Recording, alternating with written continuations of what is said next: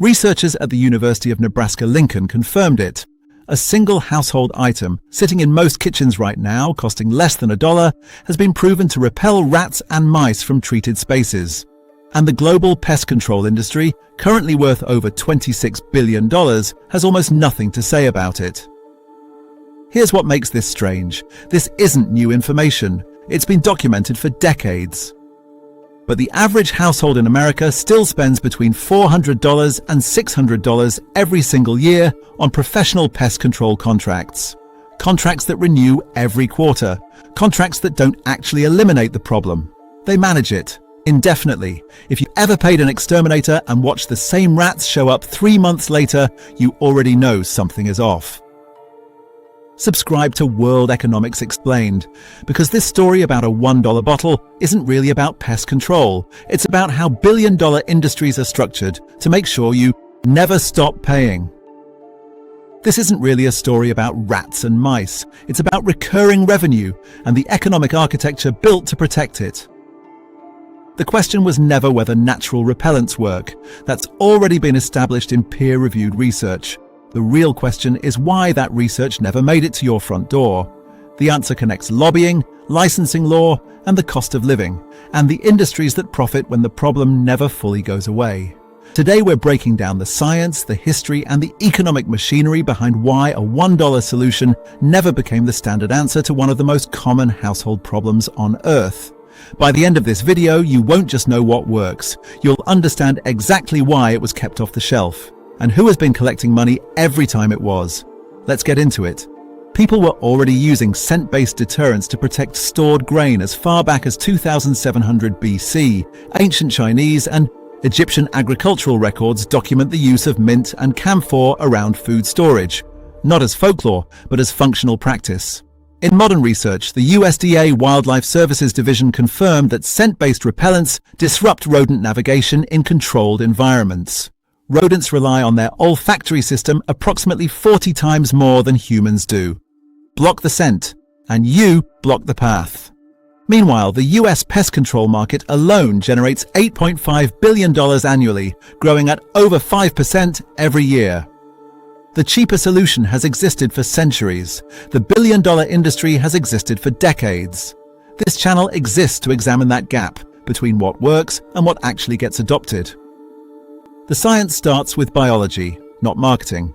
Rats and mice are not primarily visual animals. They navigate almost entirely through scent, mapping their environment, identifying safe paths, and locating food through a highly sensitive olfactory system. When that system is overwhelmed, their ability to function in a space collapses. Peppermint oil contains a compound called menthol. In high concentrations, menthol doesn't just smell strong to rodents. It neurologically disrupts their trigeminal nerve pathway, which governs scent-based spatial awareness. In plain language, a space saturated with peppermint oil becomes functionally uninhabitable for a rat. Not painful, not lethal, just impossible to navigate comfortably. Clove oil works through a different compound called eugenol, which has been documented in peer-reviewed toxicology studies as a proven rodent repellent. White vinegar disrupts the scent trail system rodents use to communicate safe routes back to food sources. Steel wool packed into entry points is physically impossible for rodents to chew through. Their teeth are not strong enough to breach it. A comprehensive natural deterrent protocol using all 4 of these elements: peppermint oil, clove oil, white vinegar, and steel wool costs under $15 total. A single professional pest control visit in the United States averages between $150 and $300. A quarterly contract runs $400 to $600 per year. Over a decade, that's potentially $6,000 spent on a problem that $15 in one afternoon could structurally prevent. The barrier here is not knowledge. The information is publicly available. The barrier is that no one with $26 billion in annual revenue has any financial motivation to tell you about it. Would you spend $15 today if it meant never calling an exterminator again? Here is the part that most people never think about. Pest control companies are not in the elimination business. They're in the subscription business. There is a fundamental difference. Elimination means you solve the problem once and the customer never calls again. Subscription means you solve enough of the problem to satisfy the customer, but not so much that they stop renewing. The entire business model of recurring. Quarterly pest contracts is built on that distinction. When a pest control technician visits your home, they apply treatment designed to reduce visible activity, not to structurally seal your home against future entry. Entry points in walls, foundations, and utility penetrations are rarely addressed in a standard service visit. That is not an accident. It is a business model. Industry data shows that pest control contract renewal rates in the United States exceed 70%. That means 7 out of 10 households that sign a pest contract are still paying for it a year later. Not because the problem was solved, but because it wasn't. The average American household has paid over $4,000 in pest control services over the course of home ownership. In that same period, a properly executed natural deterrent protocol, maintained twice per year, would have cost under $100 total. There is also a contractual dimension worth examining. Several major pest control providers include clauses in their service agreements that void warranty coverage if the homeowner uses competing or alternative treatments between visits. Read that again. You are contractually discouraged from solving the problem yourself. This is not a conspiracy. It is a business structure, and once you see it, you cannot unsee it. Have you ever read the fine print on your pest control contract? The reason professional pest control costs what it does, and the reason you legally cannot simply choose a natural alternative in many settings, comes down to one word: licensing. In 47 of the 50 US states, applying any pest control treatment in a commercial or rental property requires a state-issued professional license. The National Pest Management Association, the industry's primary trade body, has spent millions of dollars in regulatory advocacy to maintain and expand those licensing requirements over the past 3 decades. On the surface, licensing sounds like consumer protection, and in some genuine applications, structural fumigation, termite treatment, there is a legitimate safety case for it. But the licensing framework has expanded far beyond those legitimate applications. It now covers scent-based deterrents, non-toxic repellents, and basic exclusion techniques that any informed homeowner could execute safely without professional training. The result is a regulatory moat. Natural alternatives cannot legally compete in the commercial and rental markets, not because they are unsafe, but because licensing law, written largely with industry input, has defined pest control in a way that excludes them. This is not unique to the pest control industry. The same dynamic appears in pharmaceutical generics regulation, in solar energy permitting, and in building codes that govern construction materials. The mechanism is always the same: industry-funded regulatory frameworks that raise the floor on what counts as a legitimate solution and quietly exclude the affordable ones. A landlord in California legally cannot document a peppermint oil protocol as a certified pest treatment for a tenant complaint, even if the protocol is more effective than what a licensed contractor would provide. That is not science. That is economics dressed up as safety. Should homeowners have the legal right to choose their own pest solution? Step outside the United States and the picture shifts completely.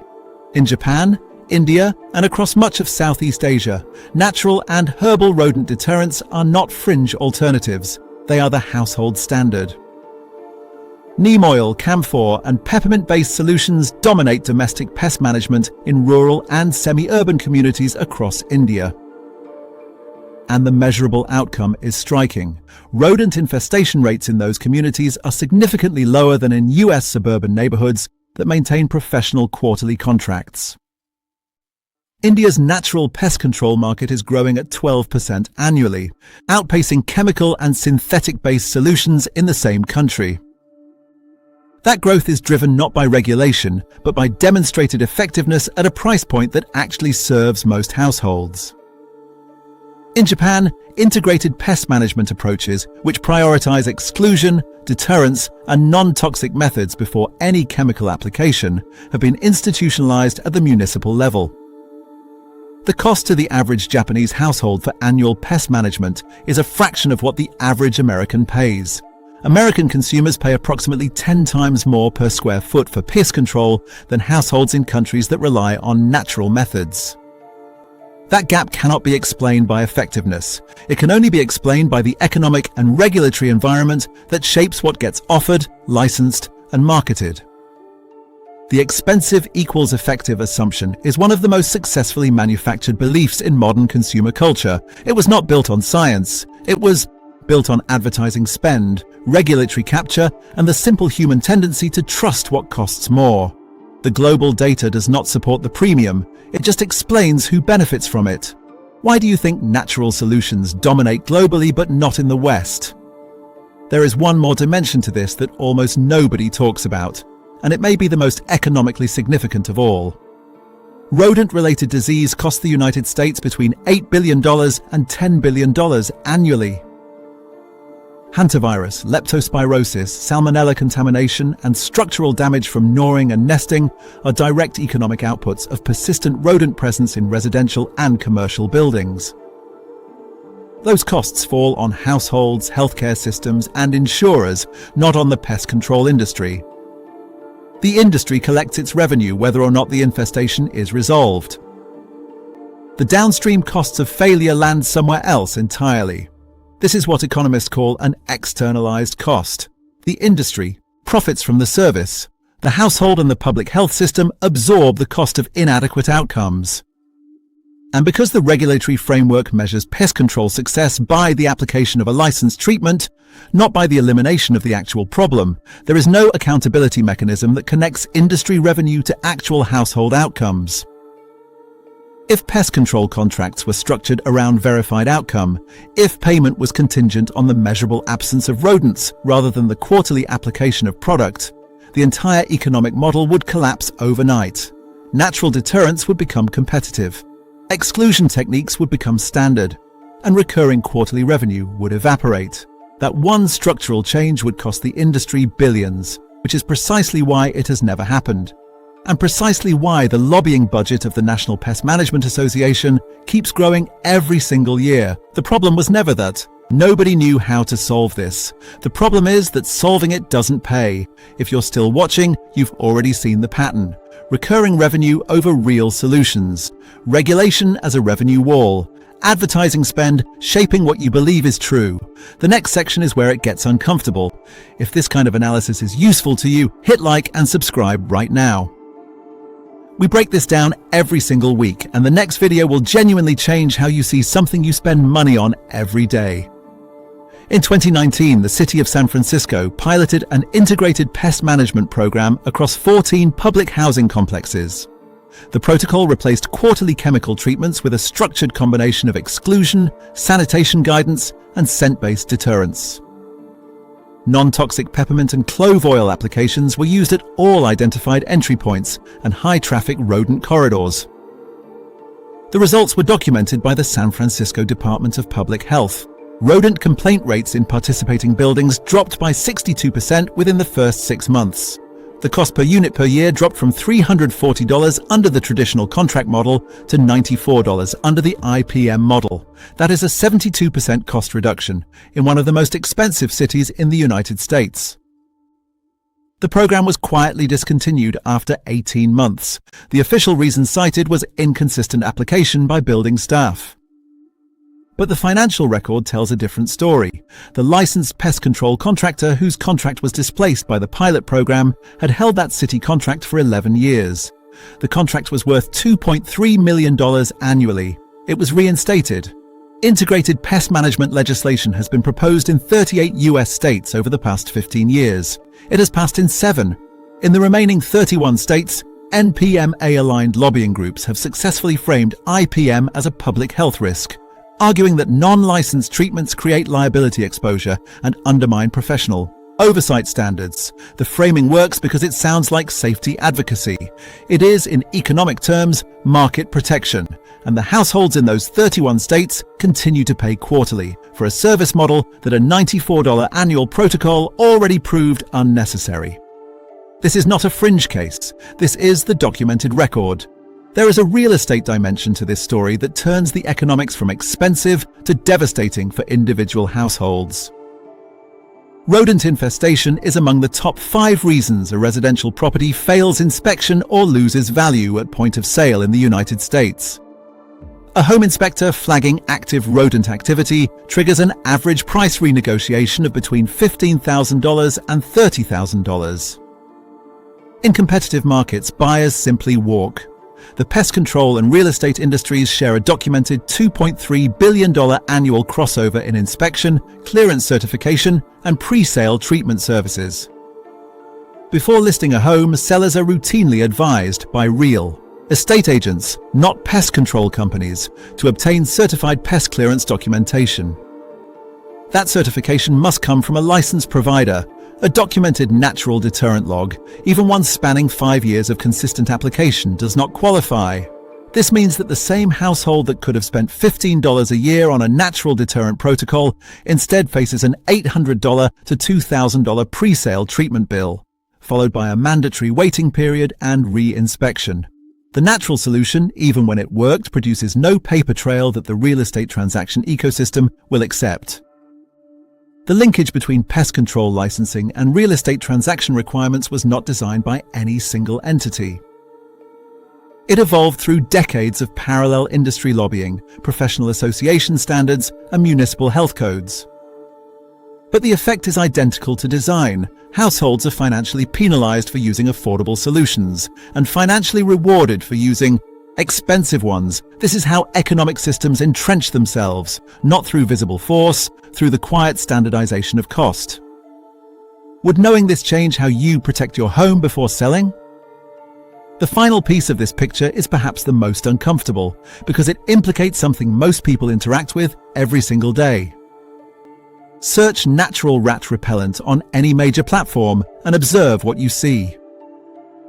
The top results are not the peer-reviewed studies. They are not the public health pilot programs. They are sponsored content, paid placements from pest control brands positioning natural methods as unreliable, temporary, or outright ineffective.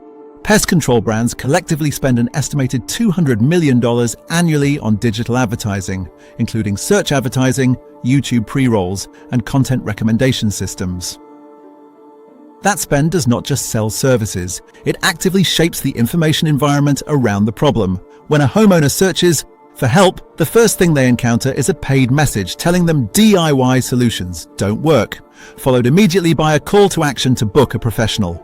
Organic content creators who publish accurate, evidence-based natural pest control tutorials report consistent demonetization and suppression in platform recommendations. Not because the content is inaccurate, but because it competes with the advertising revenue generated by sponsored pest control content.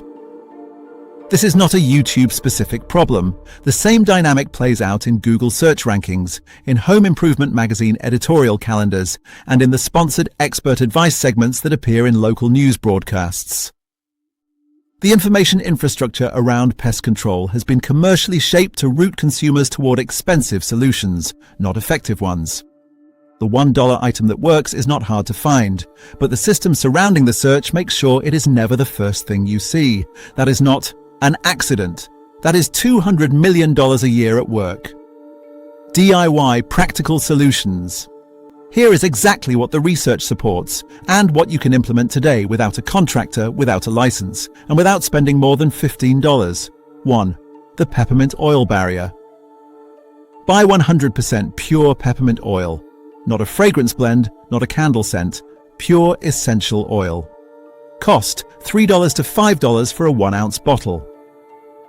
Soak cotton balls generously and place them at every confirmed or suspected entry point, under the sink, behind the refrigerator, along baseboards near exterior walls, inside cabinet corners, and at any gap where pipes enter walls. Replace every 2 to 3 weeks. Rodents will not cross a consistently maintained peppermint boundary. Their nervous system will not allow it. 2. The white vinegar scent trail disruptor. Rats and mice communicate through scent trails, invisible chemical highways that tell other rodents where food and safety are located. Undiluted white vinegar, wiped along baseboards and cabinet floors, destroys those trails completely. Cost under $2. Do this once a week in high-risk kitchen and storage areas. No trail means no recruitment. A lone scout finds nothing worth reporting back. 3. The clove oil entry seal. Soak a cloth strip in clove oil and press it into gaps around door frames, window seals, and utility entry points. Eugenol, the active compound in clove oil, is documented in toxicology research as a powerful rodent repellent. Cost, $4 for a small bottle that covers an entire home perimeter. 4. The steel wool mechanical block. Every gap larger than a quarter inch is a potential entry point. Rats can compress their skeletal structure to fit through remarkably small openings. Pack steel wool tightly into those gaps, around pipes, vents, and foundation cracks, then seal over it with cork. Rodents cannot chew through steel wool. Cost, $3 for a multi-pack. This is permanent. 5. The complete protocol, total cost breakdown. Peppermint oil, $5. White vinegar, $2. Clove oil, $4. Steel wool and cork, $4. Total, $15 once, maintained for under $10 per year. Compare that to $600 annually on a quarterly contract, and you have saved $585 in year 1 alone. Over 10 years, that is $5,850 back in your pocket. This is not folk medicine. This is documented, peer-reviewed, and field-tested. The only reason it isn't standard advice is that nobody collecting $26 billion a year has any motivation to tell you about it. Now you know. The question is, will you use it? Whether it's pest control contracts, pharmaceutical generics, or solar energy permitting, the pattern repeats without variation. Affordable solutions exist. The barrier is never technology. The barrier is always the economic structure protecting revenue from the cheaper alternative. A $15 natural deterrent protocol outperforms a $600 annual contract in documented pilots. It loses in the marketplace because the marketplace was not designed to find the best solution. It was designed to protect the most profitable one. The decisions shaping what you pay, what you're offered, and what you're allowed to use are being made right now. In lobbying offices, in licensing boards, in advertising budgets, not in your kitchen. Now you know why a $1 solution never made it to the front shelf of your hardware store. It wasn't a gap in knowledge, it was a gap in incentive. If this video helped you see the bigger system behind something you thought was just a household problem, subscribe to World Economics Explained. Every week we pull back the curtain on the economic forces quietly shaping your costs, your choices, and your options. And the next video will change how you see something you spend money on every single week. Subscribe. Share this with someone who's still paying quarterly, and let's keep following the money.